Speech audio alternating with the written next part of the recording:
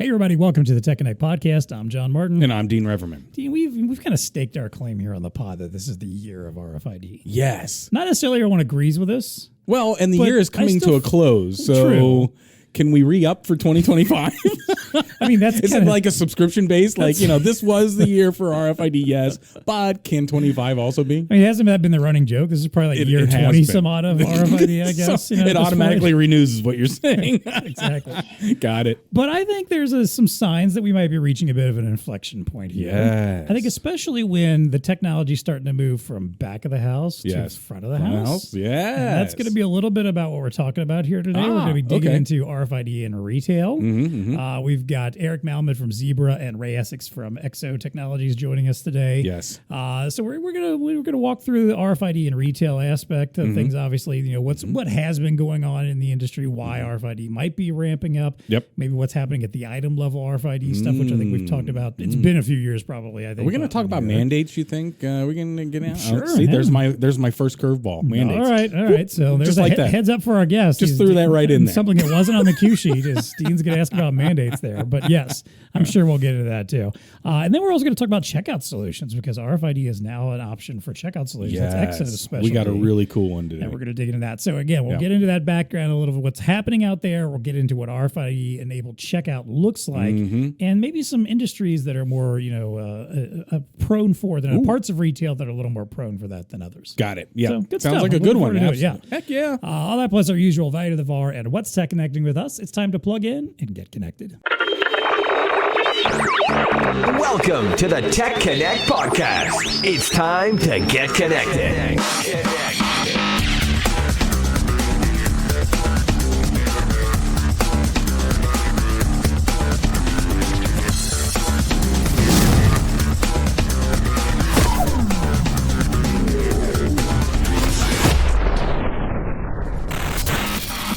All right, as I mentioned, our guest today, first off, we have Eric Malmed join us. Now, you might remember Eric if you have been paying attention to some of our episodes and you've watched previous RFID installments. Yes. We actually had him on as part of our RFID Experts panel during the summer, our big little webinar where people could join in and ask questions. Yep. We probably didn't get to ask as much about him at that point, but Eric is the senior manager for project development or project management for RFID and ALT at Zebra. So, Eric, tell us a little more about yourself, your background. How did you end up in this role? We have great stories tonight where people are like, yeah, I had nothing to do with technology or RFID and somehow found myself in this. Or are you someone that's been like, no, I've been a geek about this stuff from the beginning? No, I haven't been. Well, first of all, thank you for having me again. It's good to see y'all. No, I did not have background in RFID before I started at Zebra. I've been with Zebra for about 9 years now. It'll be 9 years, actually the first day of NRF. Nice. Prior to this, I had some printing technology background and a little bit of fintech. So always in technology, product management, but RFID, the Zebra role is where I picked up RFID, and I've been doing RFID for the last 9 years. So I love it. There you go. There you go. I think we probably asked you, I think when we did that panel, if you thought it was the year of RFID, and I don't remember what your answer was. How are you feeling now that we're at the end of the year? Was this a big RFID year, or are there still greater heights we can get to? It was definitely a big RFID year, but I think there's definitely a lot of room for growth. There you go. You asked about mandates. I think with mandates being implemented by various major retailers, I think sky's the limit for RFID in the next couple of years. Agreed. Yeah. Our other guest is Rey Essex. He is the co-founder and business development leader for EXO Checkout, EXO Solutions. Rey, welcome to the show. Tell us a little bit about yourself since you haven't been on before. How did you get to where you are, and how did you come together and found this company?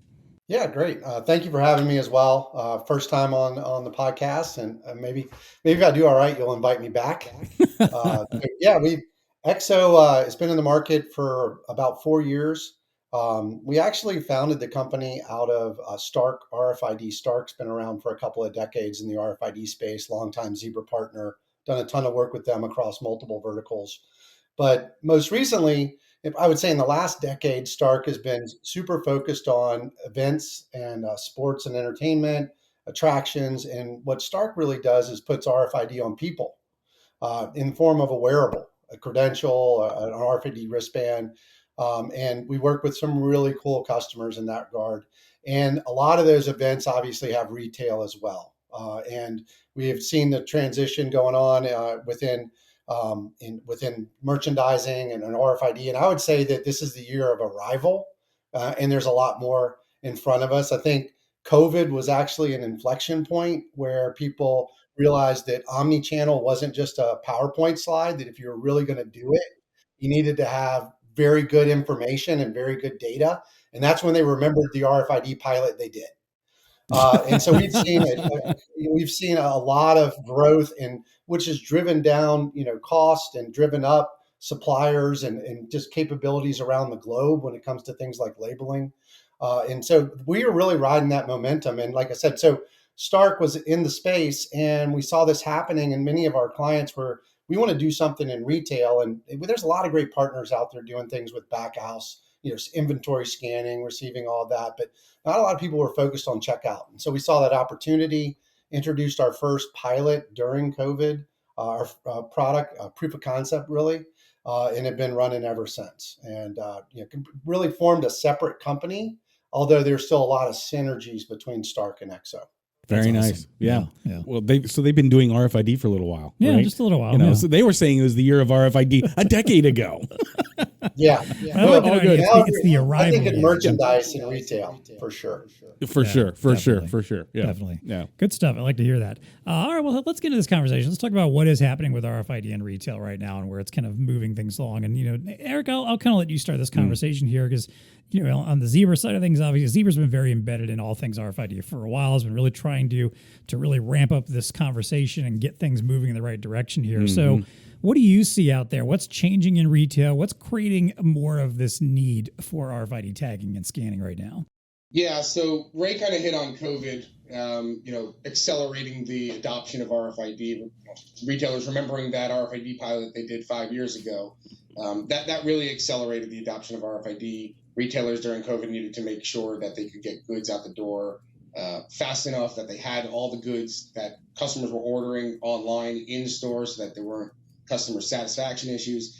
Ever since COVID, we've seen major retailers adopt RFID for inventory cycle counting, but the challenges that retailers are facing, labor shortages, cost of labor, on-shelf availability, are all proliferating out into different use cases now. So retailers have really solved the cycle counting inventory issues for the most part using RFID handhelds, like our RFD40, but now they're trying to reap the other benefits of RFID, like point of sale, like exit detection. So instead of loss prevention, seeing what's actually going out the door so that they can replenish it on the shelves, right? They're using point of sale data so that they can verify that the stuff that's going out the door has been paid for. If it hasn't been paid for, they can write it off because now they know what's going out the door. So this isn't really exit alarming. It's more exit detection, knowing what's going in and out of your store, whether it's been paid for or not. We're also seeing retailers move from front of house more to the logistics side. So while retailers are doing inventory cycle counting in the store using RFID, now they're also doing it for receiving, for logistics, and they're always looking at other use cases. A lot of retailers today will start with an RFID handheld. What we see the future of RFID being is more fixed infrastructure, a ubiquitous type read, where that may include overheads, it may include transition points. So customers really want to take the human element out of RFID and make it more autonomous. So that's kind of where we're seeing the market transition. Very cool. Let's hover a little bit on the whole omni-channel that Ray brought up originally as well. Visibility into inventory. It's key, right? I mean, that's like how in today's world, the pressure for retailers to be able to provide consumers with real-time information. Is that actually on the stock? Is that what's driving a lot of this, right? That's getting to the front of house to drive a lot of this, the demand for RFID. It doesn't make sense to ship product across the country when it's in the store here in Greenville, South Carolina, where I am, right? If I order something that's in the store here, you can ship it to my house or give me the opportunity to pick it up. But you can't do that if you don't know whether you really have it. And how many times in the past have we possibly even, or days before internet visibility, called someone and said, do you have it? Sure, we have it. You get there, they don't have it. Right. So they need to know whether or not they have something in stock. They don't want to sell out of items that their customers value when they do come in store through online sales. And so that level of visibility really, is the key to being able to execute across all your channels. So I was looking up some statistics. 65% is was the industry standard for inventory accuracy in retail. 65%. So when you have stores like It's a Walmart, failing grade and then some, right? yeah. When you have stores like Walmart, now Lululemon and things of that nature, like for example, Lululemon, they're reporting inventory accuracies up to 98%. Wow. So a vast improvement, right? Right. Much better to the reality of what's actually in inventory, and your customer experience is going to get just that much better. So, Eric, going back to what you were saying, though, that's fascinating. You're seeing a shift away from, or not away, but augmenting maybe the handheld RFID, because I think we related that story of my daughter, when she was working retail, that was part of at the end of the night. They would walk around and wand everything and do cycle counting, boom, right there. Every single day they had a count of what they're doing. But you're saying also going to fixed readers now, right? So is that going to augment the overall RFID technology, or you're saying replace some of that handheld tasks that were being performed?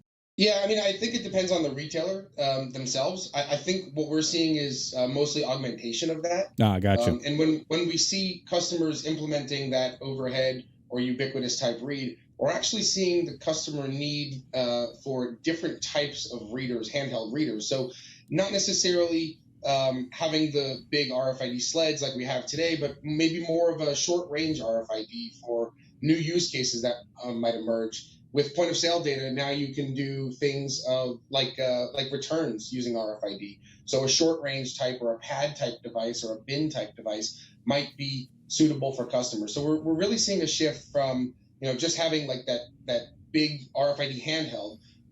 I think they're still prevalent. I think it'll take a long time for customers really to fully transition away from those. But I think what we're seeing is an implementation of more ubiquitous type reads and the shift towards more short range type devices for customer interactions. Yeah, that makes a lot of sense. Yeah, it does.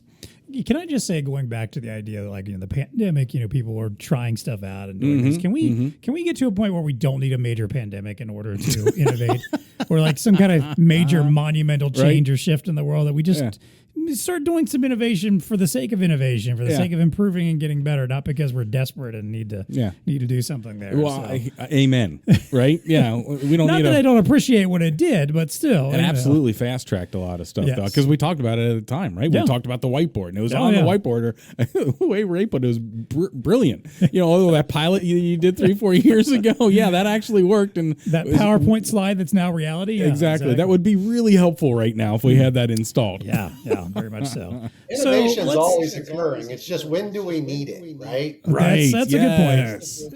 So let's be honest, there's procrastinators all around the world. Sometimes people need to get their feet held to the fire before they make those big decisions. For sure. So let's go a little deeper on the inventory management, the stocking, the restocking. All that stuff is super challenging for retailers. Dean, as you were mentioning, this is clearly a way to solve it. Yep. But I know also a lot of folks, when they think about the RFID, maybe they're just doing the fixed stuff, or maybe they're thinking about, hey, my solution is mostly just about making sure that I am tracking boxes, I'm tracking pallets, that I'm tracking what's happening again at the back of the house. But we've also noticed, there's a bit of a push towards the item level RFID now. Yep. And making sure, especially I know in clothing, in fashion or whatever, that's been a big deal there, where you've got a bunch of different sizes and colors to deal with there, and that makes inventory management a little trickier. Is that the next evolution here, Eric? Is that the next step, to making RFID even more efficient and better for inventory management in stores, is to just get to item level everywhere, or is that something that still is fairly niche? I think item level everywhere is very ambitious. There are definitely use cases that can be solved with pallet and case level. I think, like you just managed, receiving is one of those, right? We can do case to pallet level aggregation and still get 95-99+% accuracy. So I think that while item level is really like the holy grail of RFID, it's not really necessary in all points. I think when you're talking about front of house inventory and point of sale data and return data, I think item level, you kind of really have to have that level of data. But before it gets onto the sales floor, item level is not necessarily the best way to go. We wouldn't always recommend item level inventory. You can assume item level from case and pallet level data. So I think I think it really depends on the use case and the customer and how the items are packed. And it might even be on an item to item type level. So I'll give you a use case that's really heating up with RFID, though, that item level is so important is the event space. So, we all have been to a concert at the NBA or NHL or NFL stadium nearby, and they convert it over into concert merch as well. That stuff forever has been manually counted in and counted out and sold by pointing fingers and touching screens, with pictures, right?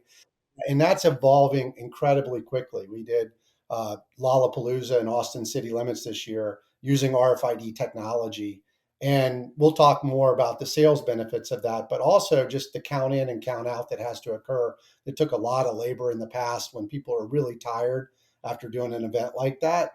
That item level capabilities using Zebra handheld scanners just eliminated hours and hours of people work to be, as you mentioned earlier, Dean, so much more accurate than you were in pre that technology. And so we've seen tremendous interest in the event space. I think 25 is going to be a huge year for RFID in these events that we all love out there and making them run better and get rid of a lot of those lines. No one wants to stand in a line. Well, they want to see the concert. And so I think you're going to see a lot more of that. Let's go back a little bit to mandates and bring that back into the fold here. Eric, I mean, I think what you said is a truism, but I often wonder, when you have the Walmarts, the Lululemons, the Targets of the world coming out with RFID mandates and or standards, I believe at the item level, that's kind of where they're trying to get to. Is that going to have further pressure across retail for all retail then to try to go item level at least? Your thoughts there?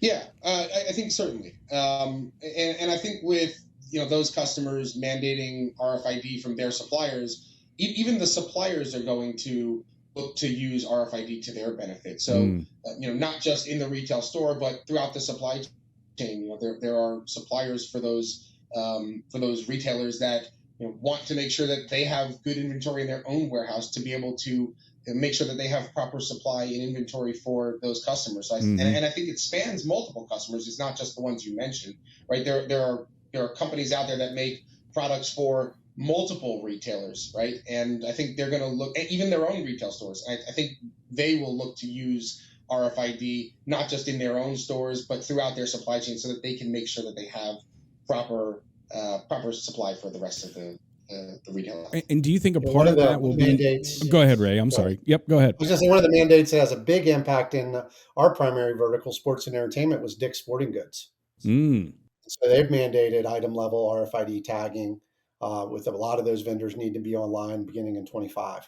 I was noticing, Ray, on your website, you show a video where the actual retailer installs some tags on product that obviously didn't have a tag. So do you think that's part of the near future here, where you might have some manufacturers that are, adhering to, again, Dick's Sporting Goods or Walmart or whatever, they got item level tagging, but there's probably some other products that don't have to meet that mandate. And so they're coming in back of house without RFID tags on it. So they have to be tagged at the store, right? Yeah, absolutely. And as we've started with venues, you're coming in certain stages of the buying cycle. Orders are already placed. It's hard to change what's coming from the supplier. So you need to be able to tag locally using Zebra printers and labels and such. But over time, as you get in front of that, the next buying season, you can get more of those vendors to tag for you. And vendors are a little inconsistent sometimes in that they can, different locations or manufacturing or production facilities can tag and some can't. So they're bringing more and more capacity online. So, their answer the following year might be different than this year. And over time, we've seen our customers be able to move more of that product into the vendor source tagging kind of world. But there's always going to be an element that needs to be done locally, or there's going to be smaller suppliers that are going to need less sophisticated solutions that they can tag up with. I mean, I have customers that'll print the tags and FedEx them to the supplier to put them on. You come up with different solutions so that you get all of your product tagged with the most efficient use of labor. So that begs the question. One last question before we move on, John. Sorry about that. Will is barcoding and RFID always going to live together? Is there always going to be space for both of them in retail? I mean, right? Because to me, the barcoding is the standard right now. If you don't have an RFID, well, we can still scan the barcode and get you through the point of sales process. Your take, Eric? I mean, are we always going to live together? Is there always going to be kind of this RFID, at least for the next 5 years? I don't know the time horizon, but what are your thoughts? Yeah, I do. I totally agree with that. I think there are just some things that it doesn't really pay to put an RFID tag on. I mean, you're not going to go put an RFID tag on every banana or apple in the grocery store. It just doesn't make sense. So I think, a barcode really kind of suits that use case. I think RFID has its spot, and barcode definitely has others. And honestly, I mean, not that it happens very often, but RFID is an electronic technology. I mean, there are points of failure. So having that human readable text or barcode is definitely the right backup there. Good point. I can see it now. I get annoyed enough when I have to peel those little stickers off an apple sometimes. Imagine there's like a big old RFID label slapped on there also that I got to peel off. Yeah. That's a nice truth from a label manufacturer. They could see additional profits from tags being everywhere, right? Yeah. Kind of a thing, right? But sometimes the reality doesn't make sense. Yes. And that's a good reality. When you think about it that way, it's not. It doesn't need to be everywhere. Yeah. So good. All right. Fair enough. Yeah. Well, I think also this is the kind of thing that could potentially easily fit into what is already happening in a lot of stores. Like, I always like to harken back to my days working in retail in a bookstore. Yeah, right. And even though that's 20 plus years ago at this point. Green screen, gentlemen. He remembers green screen retail. But anyway, yes. Go ahead. There was a time when we were tagging a lot of our books, that in order to make sure stuff didn't get stolen or whatever. It was all loss prevention security tags. Yeah. So it was like little tags you drop in. I don't even know if they were actually RFID or not, but it was a little tag you drop in, or sometimes you get a sticky one and adhere it to a package or something. And at the checkout counter, you're deactivating it before they went out or whatever. Yep. And it had its benefit there. But man, I also think about the inventory management stuff we had to go through. Yeah. And if we wanted to do a full inventory, that was a couple times a year shutting down on a Saturday night and bringing Paying crew overtime in to scan every single thing. And we're trying to make sure everything's been found. Yeah. And imagine if those two things could have worked together. And sure, you got the security aspect, but you're also able to very quickly do your inventory, tracking out of that. And too. Eric, it was interesting that you brought up the exit detection, not to set off an alarm, you're saying, but just to tell the retailer, hey, this item left your store. Yeah. And then they can square up. Oh, by the way, we never got paid for that. So yeah, send that. Right. Now it's just a loss. Yeah. And retailers are actually using that data to help build cases against organized crime. Now I can assign dollar value to what went out the door and help attribute that back to court cases, et cetera. Ah, gotcha. That's got it. Yep. Yeah, I remember we were hearing about that stuff in tool places, stores, like home goods stores. Right. There's big organized crime happening there, and RFID can be one way to kind of help out with that too. Yeah, so. right. Actually, to your point, guys. One of the things that I wanted to talk about was DIY. Right. We've seen a public announcement from a DIY shop that actually is looking to integrate RFID chips into power tools to activate them at the checkout. So you take it out of the store. If it's not paid for, if it hasn't gone through the POS system, it's inactive. It doesn't work. Nice. Right. So that's a huge concept that I think is still progressing, but is definitely in the future. Very interesting. Yeah, that's very interesting. Yeah. So Ray, let's get into the EXO side. I would add too about the theft detection is we've all experienced the alarm goes off going out of a store, but there's no information about why it went off and who and how and people just tell you to keep on walking because it's too hard to triage that. But if you're using the RFID tags we're talking about to do the monitoring, you actually know which product it is. And you can display that product information very readily to staff or security so they can zero in on what actually happened. We've also worked in conjunction with a camera technology partner in the loss prevention space to tag not just to understand what product was going out, but to associate that with the security camera video, integrate that all into one feed so you could look at the security camera video and in the data, see when the event occurred and what product it was that set off the alarm. And so now from a camera, they can see exactly who and what product and when. It's just so much more information than just an alarm going off that's annoying. Right. Even to add on to your point there, I mean, guys, we have various systems depending on what type of readers you use that can even provide breadcrumbs as to where that item moved throughout the store, and even possibly attach it to other items that were moving along with it. So then you can attribute it to that same person. There's a whole bunch of things that can be done depending on the system that you choose. So it gets back to what Dean was saying, item level. You're really down to very specific information and data. There you go. Agreed. So Ray, let's get to the EXO side of this here, because your guys' specialty is the RFID enabled checkout. So we're not just talking about the inventory management and knowing where stuff's at and where it's going, but actually being able to purchase items using the RFID tagging as well. So talk to us a little bit more about how EXO checkout solutions, what they look like, how they work, and how it is improving upon the traditional go up and scan a barcode system. Yeah, it's no secret that people don't want to stand in line.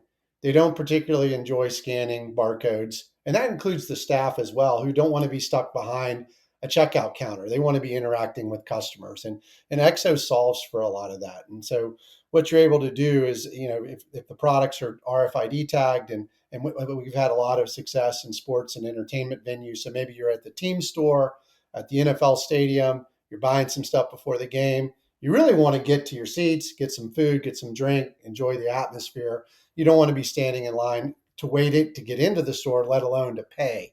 So as you shop the store, you can collect your items. We actually started leveraging the time while you're queuing with your items to go ahead and bag the items. And then you just approach the EXO checkout station, which looks somewhat like a sink next to a kiosk. Probably about half of our customers are doing it self-service. The other half are still using cashiers.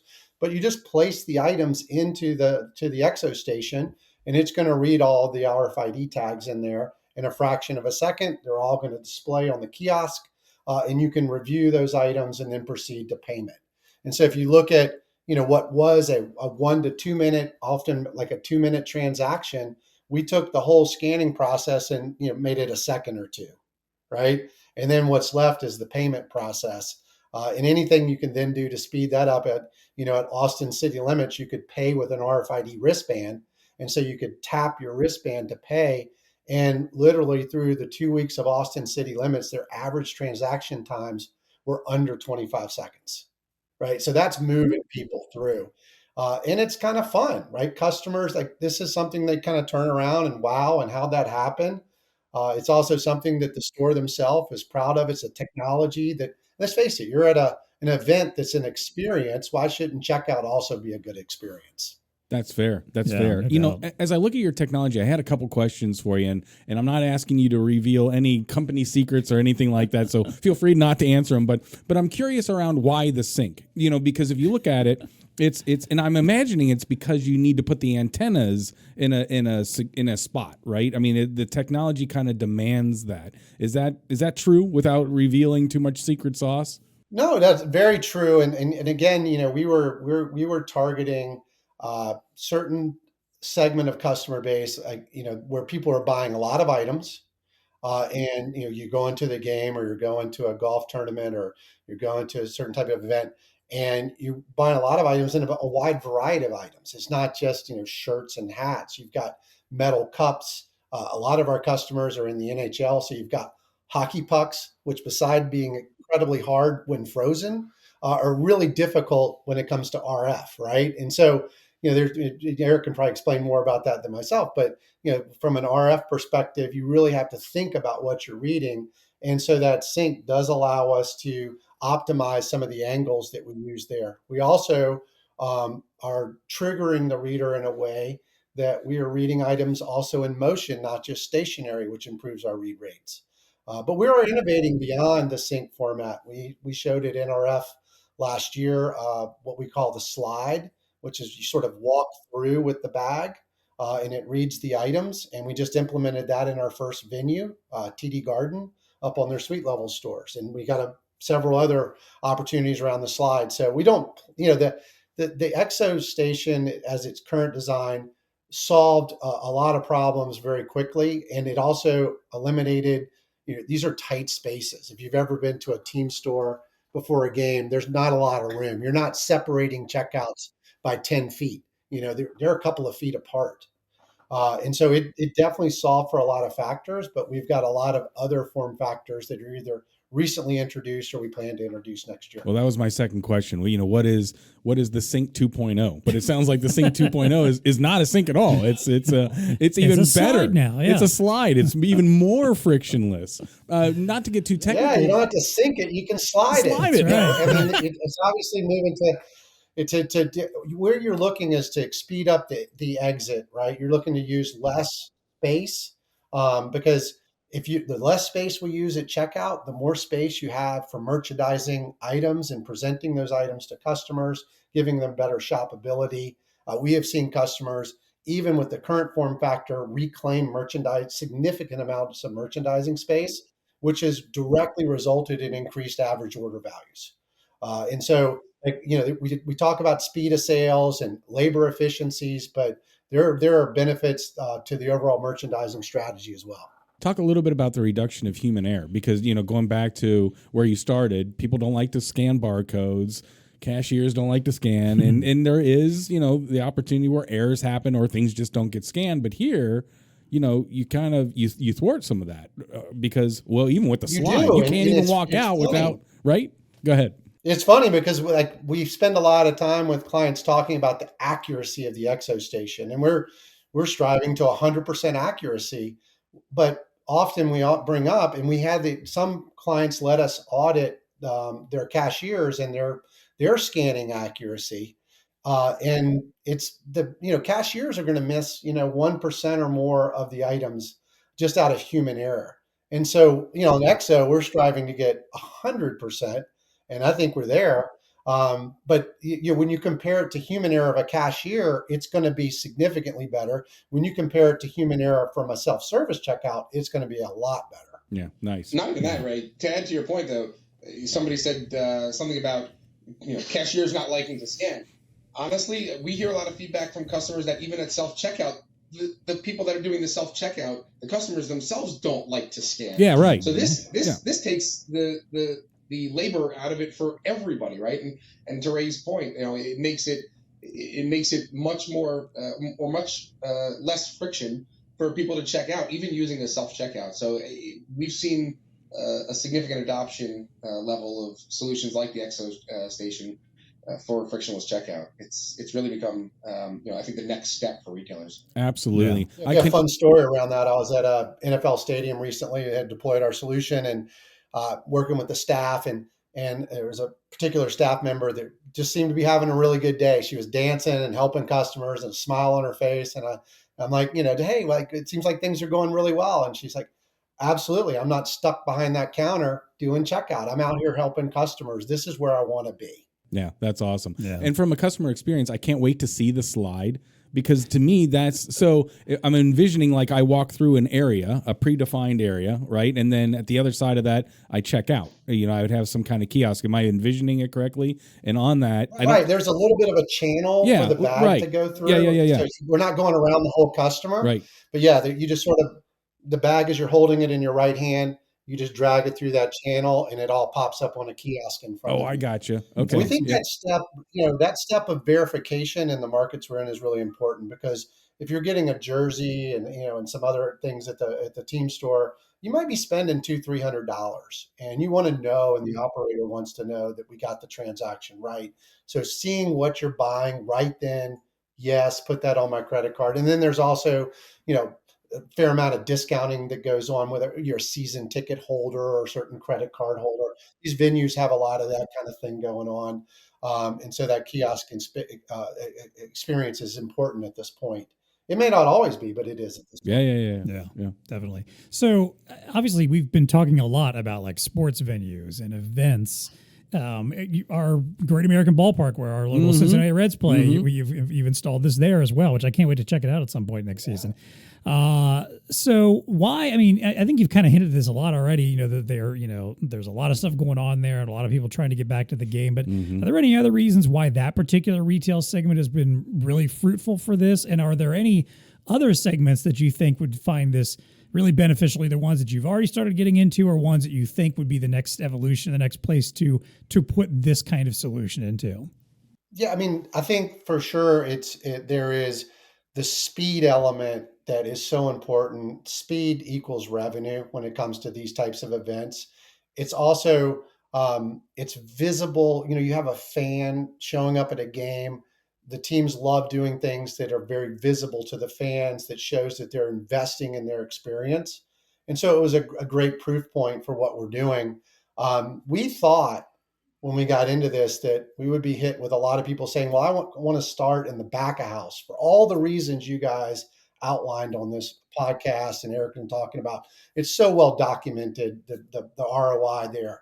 But what we found is because of the visibility of EXO in the front of house and things like theft detection, it made a more logical place for a lot of these organizations to start. And they're funding the back of house out of the ROI and the return on the front of house. So it kind of it inflected on us and went the opposite direction. And I think when you look at other elements of retail, experience matters, right?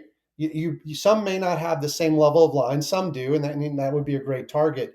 But experience always matters. And I think as much as we read about people taking self-service checkout out, it's because of a bad experience. This is a great experience. And we know that, in retail, labor is not, abundant these days, right? And so being able to do more with less or better optimize your labor, get more people on the floor, restocking, helping customers, that's all going to drive sales. Well, you can do that with a better self-service experience. And so certainly environments, retail that has similarities to the products, to what we're seeing in sports and entertainment are going to be very easy implementations. There you go. Yeah, did it. I mean, it does make total sense too, because again, I think about a lot of stadiums and a lot of event spaces and sports arenas have been big on improving like the food experience. Whether it's being able to order on your phone, whether it's self pickup lockers, speeding up that process, or places where again you don't have to like actually go to a cashier or whatever, you grab what you want and pay just for it. Just grab and go and walk. Yeah, but man, like pro shops and this retail shop, especially when you're going in there to buy clothes and all kinds of goods and paraphernalia for your favorite team, those are usually some of the busiest, most packed places for sure in the venue, and especially like right before or right after a game, or like halftime of a football game or whatever, or between innings or something like that. It's just there's so many people, so many crowded and condensed, and I have to think that they would look at that too and be like, man, how much more awesome would this be if we can get people through this line faster? And again, as always, back to the game. That's why they're there. You're there to see the game typically. Yeah. And if you miss a key play because you're in the pro shop waiting to buy a shirt, that's just too long. Go ahead, Ray. I always thought it interesting in retail that you have to declare checkout, right? Like, I'm going to leave the store now when I buy. And I think through technologies like this, you can kind of demystify, like you can get rid of that, right? Like, because once you leave the store, you're really going to go back, especially after you waited in a long line. You're like, I'll get that another day. But if you can decentralize checkout, I think is the word I was looking for, and you can check out at any time, then you're not necessarily like have left. We didn't really get into it, but before this, I worked at Apple Retail from our operations side. And in Apple, at one point, we took the cash wrap out of the store and put in the handhelds that all the associates you see using today. And that just transformed the whole experience of visiting the Apple store. When you bought, you weren't leaving. You could buy and hang out, and boy, did people hang out. But I mean, it's like you could shop a little more, buy some more, things like that. So like separating checkout from the fact that you're done also has a lot of benefits. I like the fact that you're getting more people through. Can you put this in the Bengals stadium and Paycor Stadium? Because if the Browns family can get more money out of this, maybe they can buy a defense and make the Bengals like even worth something this year. Maybe, yeah. I'm sorry, I just had to throw that shot in there as a begrudging Bengals fan. It is a worthwhile shot to take for us. I mean, Ray, not to put more pressure on your company, but hey. I could see that one coming. I knew the defensive line was coming. There you go. As long as we can also ensure that money is actually going directly into improving the team. Yes, so, right, yeah. That should be like something you sign into your contract to be like, listen, we'll install this for you, but you've got to guarantee that at least 30% of your enhanced profits are going directly back to the team at this point. Yes. Good All right, well, stuff. this has been good stuff. If you want to check out more about EXO, go to exocheckout.com. I'll drop a Yes. link to that in the show notes too. It really is one of those things. It's a good site. You kind of got to see it a little bit. They To got understand great it. videos on there. Nice job, Ray. We keep talking about the sync, and it's one of those things like if you haven't seen it, you're probably like, I don't understand what how that's is going on. Yeah, right. Once you see it, you will completely Instantly understand get and it. Yeah, exactly. So check that out. Well, the good news is we're at a lot of stadiums all over the country now. So if you go to our site, you can also get a list of the places that you can. There you go. There you And go. experience it. There you go. Might give a chance to go experience it for yourself. All right. Well, hey, before we wrap things up with our usual value to the VAR and what's TEConnecting here, I want to, as always, thank our sponsors here on the podcast. Big thanks to Zebra, who has been a faithful sponsor of the show for as long as we've been doing this. Appreciate you lending us Eric and Ray today. If you like the show, you gotta let us know. Yep. Subscribe to all of our channels. Share it with a friend. Share it with a colleague. Leave us reviews. Leave us comments. Send us emails. All the stuff you need to do just to let us know what you like about the show. And get a free T-shirt, by the way, if you do that. That's right. Free T-shirts just for giving us some feedback and giving us some reviews. Always happy to help out with that. So, and as always, of course, if you want to reach out to us directly, you can find us on the BlueStar LinkedIn page. You can email us TEConnect@bluestarinc.com. All right, let's wrap up here. Let's do a little value to the VAR. And, I want you guys to talk maybe a little bit more about this Zebra and EXO partnership, how you guys have come working together here. And then let's talk also about NRF coming up. I think Ray mentioned last year some stuff you did at NRF, but I know coming up for the new show here in January 25, you guys have kind of got some joint solutions you're working on there together. So tell us a little bit more about your partnership and what people should expect to see at NRF if they're going there. Yeah, sure. So Stark and Stark RFID and EXO have been Zebra partners for quite a long time, and I think it's quite obvious. EXO started out in the sports space, but they're definitely moving into other spaces as well. And we appreciate their partnership. And at NRF, and we're going to be in booth 3303. That's 3303.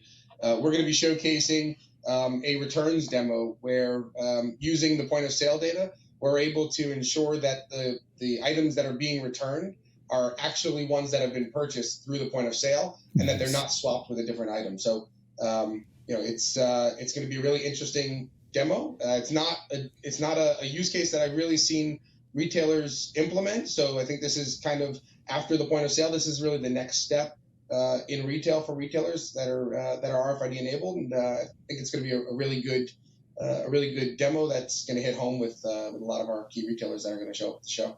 Nice. Ray, anything to add? Yeah, I mean, I want to just thank Zebra as well for being a fantastic partner with us in this. You guys have been with us from the get-go with EXO and have been not just with us on the technology side, but also on the customer side. And working with us out there and developing this market. So thank you. And we were excited to be a part of the booth this year. As Eric mentioned, it's really focusing, like extending the journey of RFID. We've talked about a lot of the elements, but we didn't really talk about returns and exactly what he's talking about. They're going to highlight that as just further benefit.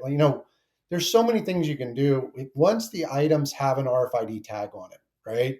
And we're really just in the first quarter of this, I think, to use a sports analogy. We're doing some of the basic things that you do, but some of the really exciting and more innovative plays may yet be in front of us. Once we get to this world, and you talked about mandates, once we get to this world where RFID tags really are everywhere, I think you're going to really see the innovation skyrocket. Our product will also be on display at a couple of other booths there, Zebra partners as well. At the location. So we'll have a nice presence at NRF, and you'll be able to see it in multiple locations. There you go. Yep. Well, hey, if you're attending, make sure you seek them out, get a firsthand look at some of this stuff. Should be a big show. It'll be worth it. Yeah. Yep. All right. Well, hey, let's wrap up as always with what's TEConnecting with us. That's where we get to talk about anything in the world of business, technology, science, innovation, just something that's caught our eye, something we feel like chatting about today. Ray, I'll let you kick it off for us. What's TEConnecting with you right now? It's a good question. So everybody's talking about AI and in different ways, and that you can use it, and we're all using it for personal productivity and such. But one of the products that caught my eye, and when you get to be my age, your children are also professionals, and this was through my daughter. They're using Google's Notebook LM product at their business, and what Notebook LM does is assembles a lot of documentation and then allows you to kind of draw off of that knowledge. And so what we did is we loaded up Notebook LM with our implementation and support documentation around EXO, and then you can just fire questions at it. Like, how do I, troubleshoot an EXO station if it's not doing this? How do I install it, or what are the network requirements, or all these different things? Even how do you assemble the mobile frame that we use at events? I mean, you can ask it just about anything. And so that is, you're thinking about as we use people, as we bring on new customers or use contractors for events like an Austin City Limit, just having a knowledge base like that where they can ask questions and interface with it. But you guys might not like this one part, but it just generates a podcast about No, we're good. Right? Yeah. We're not going to be replaced by the AI just yet. Yeah, there's no Dean and John involved there. Yeah. It's pretty funny, though, the interaction back and forth. They've obviously paid attention to your podcast. So I thought it was just a cool technology. That kind of fun layer of having an audio overview as well was pretty fun. Yeah. There you go. The use of AI in personal, improvement and efficiencies and stuff like that. It's just it's breakneck speed right now. Yeah. It's like whoosh. I'm just gonna point out, if anything happens to me, or yes. or if for some reason one of us would happen to move on. Yes. I have not signed anything agreeing to use my likeness in an AI podcast in the future. All right? Got it. So Yes. I'm putting that on the record You're right just now. putting that on the record. Okay, got it. Yeah. All right. All right, Eric. What about you? What's TEConnecting with you right now? Yeah, so recently I took a family vacation down to Florida and had the chance to go to the Kennedy Space Center with my kids and my wife. And while we were down there, we got to see one of the, I think it was a SpaceX rocket on the launch pad at the time. And, recently in the news, you've seen, those rocket boosters coming back down and being caught by the towers. I mean, who really thought that, that would happen in our lifetime? So that's something that I've been keeping an eye on. I really, really like that. But I picked that for a special reason, because I'm going to tie it back to our whole segment. Did you guys know that the astronauts are actually using RFID for inventory on the space station? What? No, that's Get out of awesome. town. No, did not realize that.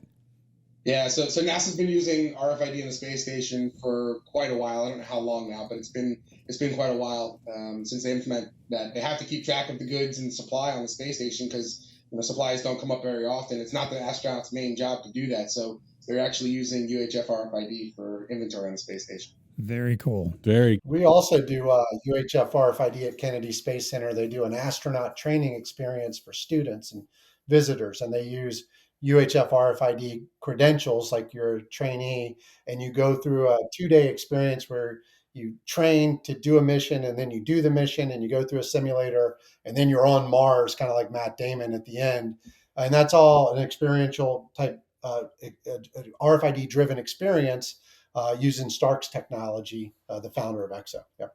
Whew, there you There's a go. lot of RFID going on down there at Kennedy. Nice. You want to talk about the ultimate, where's They my also use stuff? RFID for equipment tracking all over the park there. Yeah. There you go. Very cool. Yeah. Very cool. The ultimate where's my stuff application is, when your stuff's floating around in space. It makes total sense. Yeah.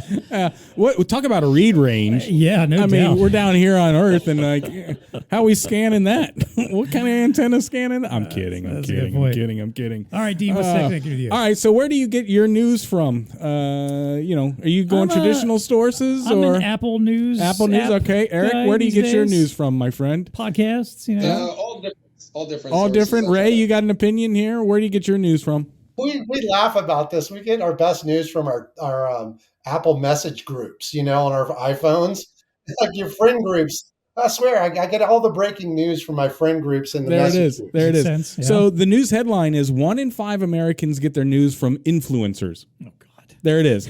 Influencers. So, I just wanted to throw that out there because I think. No, that's not me. I don't think that's me. We do not count as influencers. If so, not. if I count, I expect to get a pay raise. But I'm actually really. an influencer these days. Yeah. But it's a commentary on how things have changed. Obviously with this past election cycle, there's been a lot of talk about social media and all that good stuff. 85% of influencers are on Twitter. 50% are on Instagram. 44% on YouTube, and it's even. Like now, more men get their news from influencers than women. I found that to be a little bit interesting. But yeah, it's just like I would never have thought that would even be a category of how you get your news. I think of the traditional stuff like, media or broadcast. Turn on Dan Rather, newspaper. I guess that's showing my age. Yeah, Walter Cronkite. Thank you. But anyway, but having an influencer give you your news, that's something new to me. So there you go. There you have it. I mean, I guess I'm not surprised with it. It's one of those things you hear it's and not. you It's kind not of cringe at it. surprising. You're like, oh God. But then you also have to think like, well, come on. Again, this is where people are going to be entertained and to get information. But I have a negative reaction to an influencer. Maybe that's just my. I think that's part of the problem. I think of it as just this bubble gum. They're hawking some kind of product or something as opposed to maybe somebody who's just serious, and yet they're an influencer, like you and I. Yeah. The to Ray's point, maybe we are influencers. And we just didn't even read. It's not a. Right. Yeah, it's no longer the watch me put my makeup on while I talk about something random thing to that person anymore. I mean, there's nothing wrong with that either. But because honestly, I've seen some people do that and actually be giving a serious talk about something in some way. I don't know why we need one with the other necessarily, but hey, if it gets people to stop and pay attention to important things, then fine. There you go. All right, what's TEConnecting with you, my man? All right, well, I'll wrap us up here since we've been talking a little bit about retail. I think we've talked in the past about how some retail places are piping in smells. Yes. Using smell to aroma. Encourage people's Can nostalgia. we use the word aroma rather than smells? Well, true. Yes, aroma. That's probably a better way to put it. But, again, just using it as a way to get people invested in sticking around in a location or giving them a nostalgic feeling or connecting it with something or maybe, getting you to drift over to the bakery section or something like that. Using, aromas and smells as a way to attract people. Well, apparently Crayola wants to get in on this. What? So they have recently trademarked the smell of their crayons. Oh, apparently really? This is something they've been trying to do for a while. And initially they were denied a trademark because they were like, it's crayons. They're all the same, right? And they were able to prove that their crayons have a unique scent. Really? In the filings for the actual trademark, it was defined as a slightly earthy soap with pungent leather-like clay undertones. That is the official. You are kidding me right now. Crayola crayons scent, and their reasoning behind this, because again, they want to offer it up to stores to use as a scent that can be pushed out to drive people to potentially, especially kids, buy crayons. Right. Yeah. Apparently for Crayola, even though they do sell online, they still get 70% of their sales in brick and mortar stores.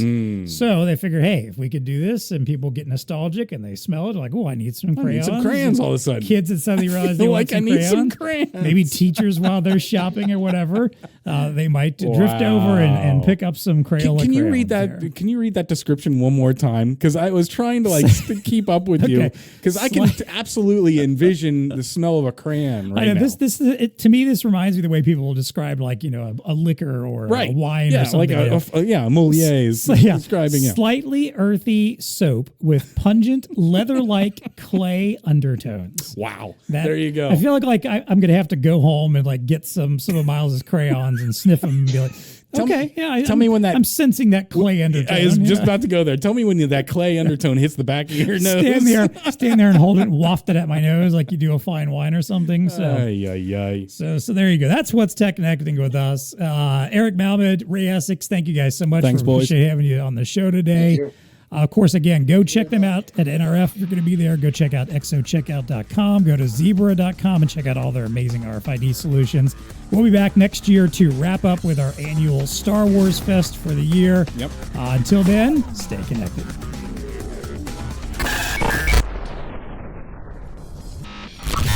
This episode of the TEConnect podcast is brought to you by Zebra. All right, Dean, we're big fans of delivering complete solutions. We are. But sometimes your customers need help deploying quickly and efficiently while still meeting unique needs. So Zebra has hardware, software, supplies, and services that can empower you to provide your customers with competitive advantages. To help you accelerate sales, Zebra has packaged a series of solutions known internally as Ready Solutions to communicate how, together with the partner community, we can deliver business-specific outcomes to your end-user customers. Ready Solutions.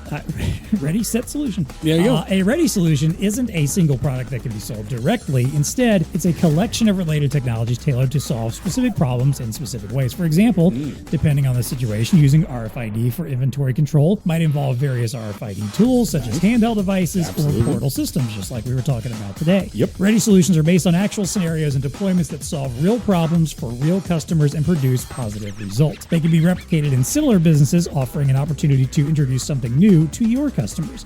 Check out the link in the show notes to see Zebra Ready solutions for healthcare, retail, manufacturing, and warehouse. TEConnect podcast is brought to you by ELO. Designed with versatility in mind, ELO's EdgeConnect offers a wide assortment of peripheral options, whether for endless aisle, self-order, or collaboration applications. Seamlessly attach any combination of up to 4 peripherals to the edge of an ELO touchscreen to build a customized solution. Add, move, or swap later as needs change, and your customers have a future-proof solution ideal for any application that they can imagine. Taking over the world has right anyone there. challenged them on imagining an application that That they couldn't help it? ELO's like, what are you talking about? You know what ELO would say? Bring it. We will figure this thing out. Yeah. I know they would. Yeah. Sensors, status lights, 3D conference cameras, barcode scanners, card readers, collaboration tools, payment cradles. Again, if you can't find peripherals to meet any of your customers' needs, you're just not trying. Or you're thinking of something that just doesn't exist yet. Right, there you go. Yeah. So to learn more, check out the link in the show notes or contact the BlueStar ELO team.